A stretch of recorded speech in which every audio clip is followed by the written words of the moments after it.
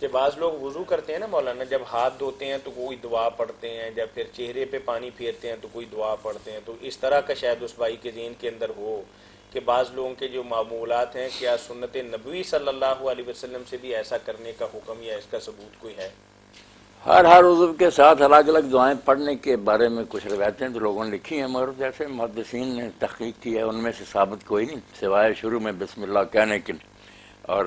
وضو کرنے کے بعد کلمہ بسم اللہ الرحمن الرحیم کہیں گے یا صرف بسم اللہ؟ کوئی بات نہیں، دونوں میں سے جو کہہ لیں ٹھیک ہی ٹھیک ہے، زیادہ تشدد کی ضرورت نہیں۔ جو کہتے ہیں نا بسم اللہ الرحمن الرحیم پڑھنے سے گناہ ہو جائے گا، زیادتی کرتے ہیں، باقی بسم اللہ اگر کوئی پڑھے وہ بھی ٹھیک۔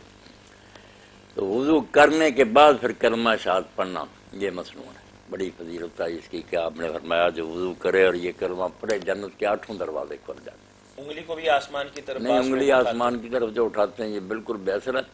البتہ آنکھ اٹھا کر دیکھنے کے بارے میں ابو داؤد شریف میں حدیث ہے جو صحیح نہیں ہے، اس لیے نہ دیکھنا ہی چاہیے آسمان کو، نہ انگلی اٹھانی چاہیے، صرف کلمہ پڑھنا چاہیے، اشہد ان لا الہ الا اللہ وحدہ لا شریک لہ واشہد ان محمدا عبدہ ورسولہ۔ یعنی وضو کے متعلق مولانا محترم نے یہ بتایا کہ ابتدا کے اندر بسم اللہ کا پڑھنا اور آخر کے اندر کلمہ شہادت، کلمہ شہادت کا پڑھنا، اور اس کے ساتھ مولانا یہ بات بھی بتائی کہ بعض روایات کے اندر نظر کا اوپر کرنا اس کا بھی کوئی ثبوت نہیں ہے، اور بعض لوگ کلمہ شہادت پڑھتے وقت انگلی آسمان کی طرف اٹھاتے ہیں، اس کا بھی کوئی نہیں، اس کا تو بالکل کوئی اثر نہیں نا، وہ نگاہ اٹھانے کی بات تو لکھی ہے مگر صحیح نہیں حدیث، یہ انگلی تو بالکل بناوٹی اور باقی ہر عضو دھوتے وقت دعا کرنا اس کا سنت سے کوئی ثبوت نہیں۔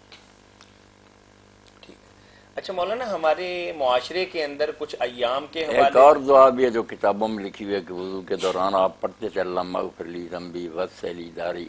وبارک لی فی رزقی وسع لی فی داری۔ ہاں، تو یہ بھی صحیح بات ہے، یہ دعا تو آپ نے پڑھی ہے مگر جو ہے نا وضو کے دوران یہ تذکرہ نہیں ٹھیک ہے، ویسے آپ پڑھی، بہت اچھی دعا، اللہم اغفر لی ذنبی وسع لی فی داری وبارک لی فی رزقی۔